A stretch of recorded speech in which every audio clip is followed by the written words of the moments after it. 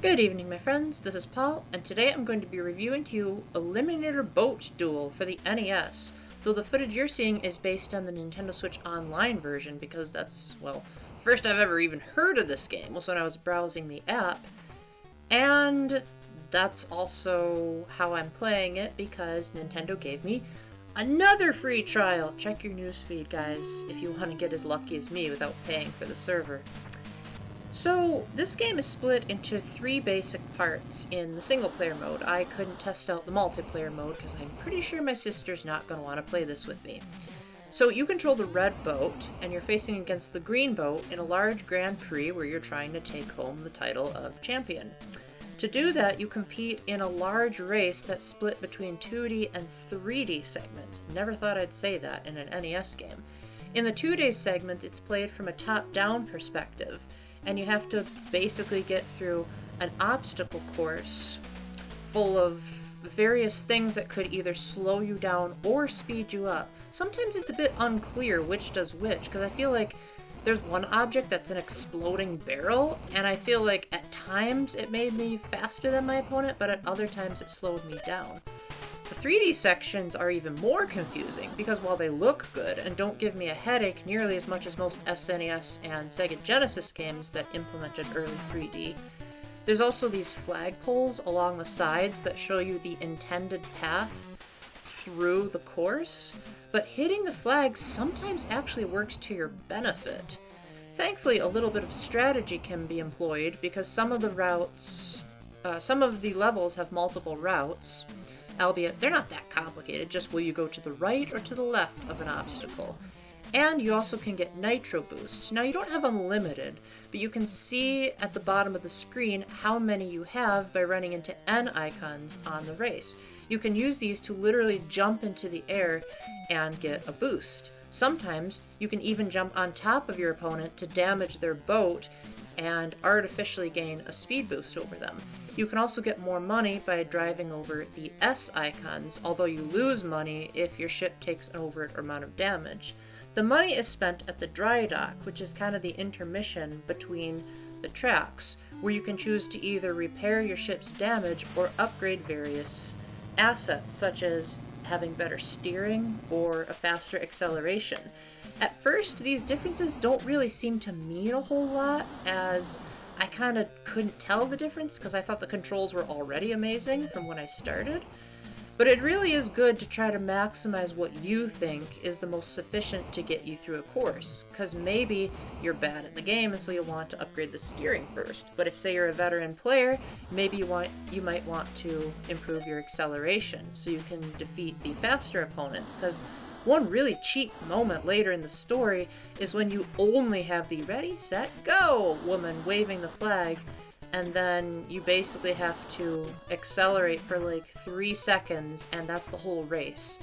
Besides that, though, this game has some pretty nice track designs, and they even provide you a map, albeit the map only shows up before the race. You can't actually see an in-game map, so you basically have to memorize what you're seeing and then like transmit it to your virtual brain.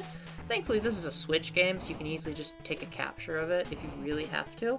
One of the other benefits to playing it on Nintendo Switch Online is, like every other game on their service, they have 4 save files. You can save wherever you want, and you can also rewind, which really helps once you get to the more expert trials.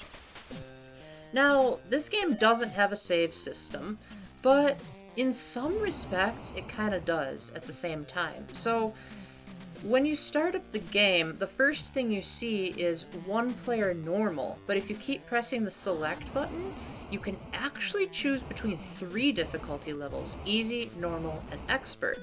Now, difficulty levels, that's been a thing in video games for a long time, but in this game they represent how far along you are on the Grand Prix. So let's say you lost to one of the harder opponents. You can skip right to expert mode, but the caveat is that your ship will start from square one with all of its upgrades. So you'll want to weigh the risks of, is it better to skip ahead because I know this game so well, or should I start at easy and work my way up, kind of like the original Fire Emblem on Game Boy Advance did by starting you out on Lynn's Quest. Overall, I love Eliminator Boat Duel. I think it's my favorite NES game to date, and I wouldn't be surprised if this was released today as a cheap eShop ripoff. I would probably be willing to pay full price if someone showed me a demo of this, because I had a blast. And I would say that this is definitely a quality standard that I hope is consistent with other NES games if Nintendo decides to keep supporting the app.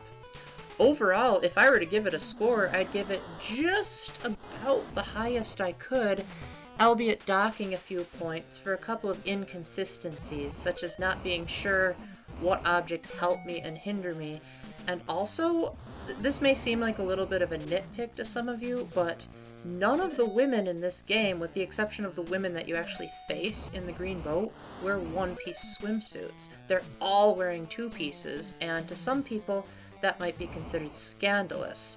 The models in this game are so good that I can't believe I actually had to censor an NES game, because you never know. So if that triggers you, that might give you a bit more of a problem than you were expecting on such primitive hardware, but if you can put up with that, and the fact that they only show up for a couple of seconds before they go, then there's honestly not really a whole lot wrong with this. Probably the best value you're getting on Nintendo Switch Online by far, even better than Nintendo's first-party offerings. And, well, to some people, that's saying a lot. I don't care, though, because NES games deserve this level of love and attention. With that, thank you very much for watching. If there's anything I missed, please let me know in the comment section. And until the next time, keep the faith, stay epic, God bless, and let's go to an alternate timeline where every NES game was like this. Bye!